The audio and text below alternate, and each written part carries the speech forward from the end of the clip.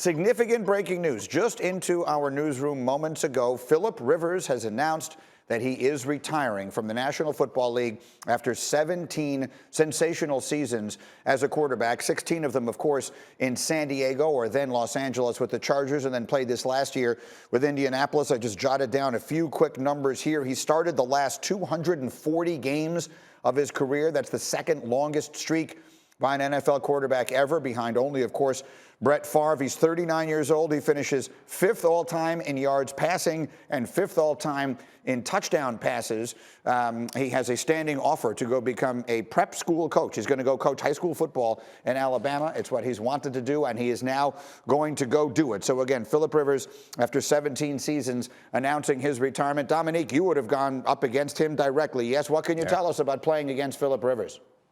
Yeah, I played against him all the way back in college when he was at NC State, and he had that unorthodox, unusual throwing motion, but somehow it was always effective. And it was really nice to see his career end on a somewhat positive note. I know they lost, but he played well in that game throughout much of the season where he was up and down. So Philip Rivers is obviously going to be a first ballot Hall of Famer, even though he's never gotten to that Super Bowl, never won the Super Bowl, or never even played in the Super Bowl. But throughout all this time, he's been one of the best quarterbacks in the league and had a tremendous career. So it's going to be incredibly interesting if someone has a camera on him while he's coaching high school football, because he is an animated guy who doesn't curse, so you don't have to worry about that. But he is an animated, intense competitor, and it's going to be funny watching him trying to influence a game when he has no other influence after the opening kickoff.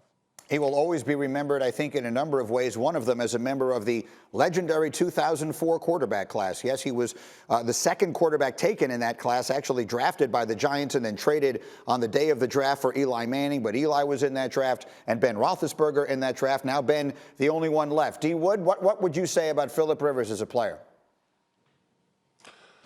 Oh, man. I have so much. I always respected Philip Rivers from afar, just the energy. One of the toughest competitors that we've seen come into the National Football League at the quarterback position. He's all, like Domonique said, was always animated. And, this was a guy that, he would throw an interception and he would just keep slinging it. No question. He wouldn't back down from anyone. And he's had a tremendous career over, playing with the San Diego Chargers and ultimately ending with the Indianapolis Colts. And like I said, I respect his career so much, man, because of the energy he brought to the field each and every game. So my hat, I tip my hat to Philip Rivers. Tremendous career.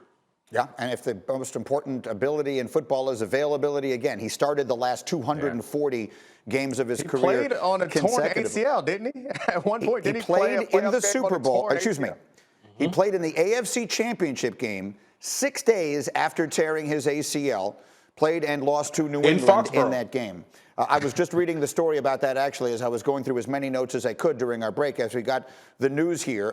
But that was the only AFC Championship game that he got to during his career. And again, played 6 days after tearing his ACL and ultimately lost that game to the Patriots. Graziano, I hate to even take the subject away from him directly, but his retirement in Indianapolis does open an interesting door for a really good team with a lot of really good players that now needs a quarterback. And people will start looking to Carson Wentz in Philadelphia because of the history of the relationship with the coach Frank Reich, now the head coach in Indianapolis, who was his guy in Philly when he was at his best. What do you expect the Colts to do?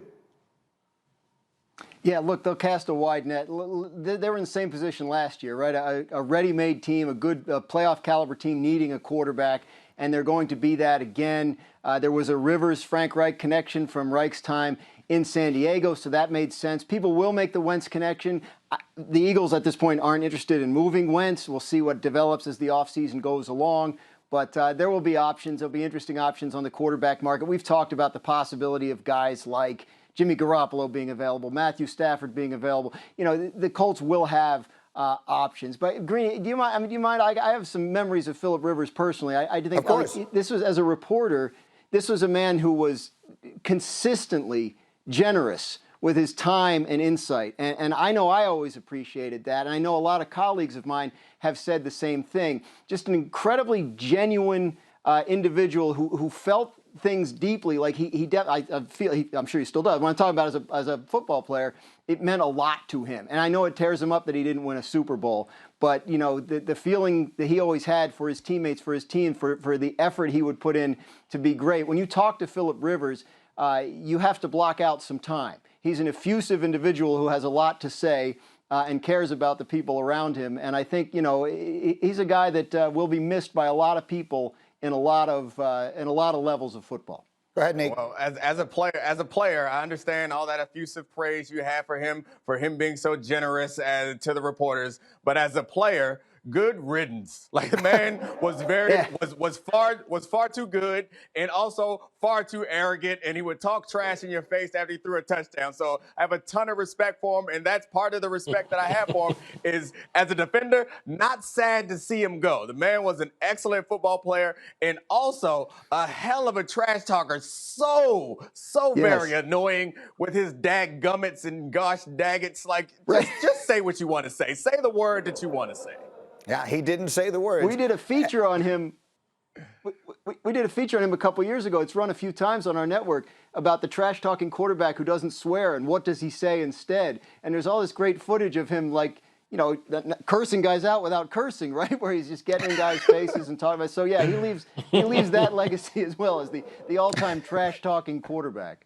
I would say it's a stone-cold lead pipe lop. You're going to hear a lot of that today as we continue our coverage of this on ESPN. Right. And I think when we think back to when they lost that playoff game and we saw him get very emotional afterwards, that was the first time I got a sense he knows it's over. He knows that was his last game. You sort of had a feeling then as he was crying, tearing up after it, that he knew. He waited a week or two, and now here it is. So again, Philip Rivers, Hall of Fame career, 17 seasons.